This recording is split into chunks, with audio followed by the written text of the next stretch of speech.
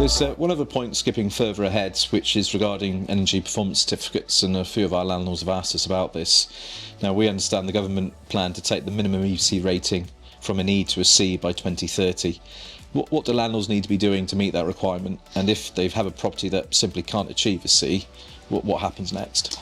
I think I need to review. The legislation is still in its early form. I think until we have some more clearer guidance, it's a bit unknown. But if you have properties which are significantly lower than that rating, they may want to look at ways to increase that. There's a threshold of which the government expects you to try and reach that, and once that is at that, there's an exemption that you can apply for to say, look, we've tried our best, but it's never going to meet it. Which I think at that point that would be for landlords to do on a case-by-case basis. But I think if you're reviewing your stock generally, if you're a portfolio landlord, reviewing your stock, see what's in it. If you think, well, actually we're never going to get that one to a point of being an EPC that's needed, do you look to move that property on and invest in a newer property, for example, to then boost your portfolio in that way? Because what you don't want to be doing is pouring in a lot of money into renovation works to increase the EPC but not get the value back at the end. So I think from my point of view, we're seeing landlords do a bit of both, really. We're seeing some of them get rid of their older stock thinking we're never going to get it up, and then we're seeing people who are investing now go for newer stock. So the new build market is quite popular for landlords at the minute. Yeah. So landlords come to a bit of a crossroads in terms of, it's from this moment on, thinking about how they can increase APC ratings is a good idea.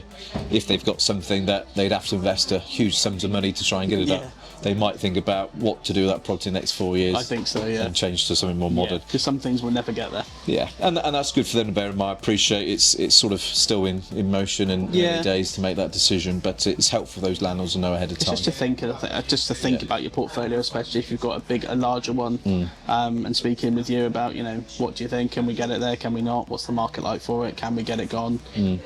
If we can, is it wise to do it? What else have you got on the market that we could replace it with, and all those things as well? Yeah, right. So I think we've covered some really good points, and I think what certainly I've taken away from this is that our landlords and certainly what we call our good landlords shouldn't be too worried, but actually planning ahead. If you're thinking of selling your property, think about doing something about that now. And if you're keeping your properties, probably engage with someone like ourselves as a good managing agent to take care and mitigate these risks, and have sort of fail-safes, backup plans like rent protection, and actually, bar a few, as I say, bumps in the road, actually, hopefully a lot of our landlords won't feel the difference of the rent is right. 100%. And as I said, if people are using let-only services, get on fully managed is my advice. Get the advice you need early. Don't wait until the implementation to come. Get that advice early. Get on a fully managed product. And we can offer our landlords the rent protection as well, so that's something that we can push out to them. I'm sure when they see this video, they'll be eager to speak to us about it anyway. Great. Yeah, no, it is really important. Yeah. Fantastic. Well, thank you very much.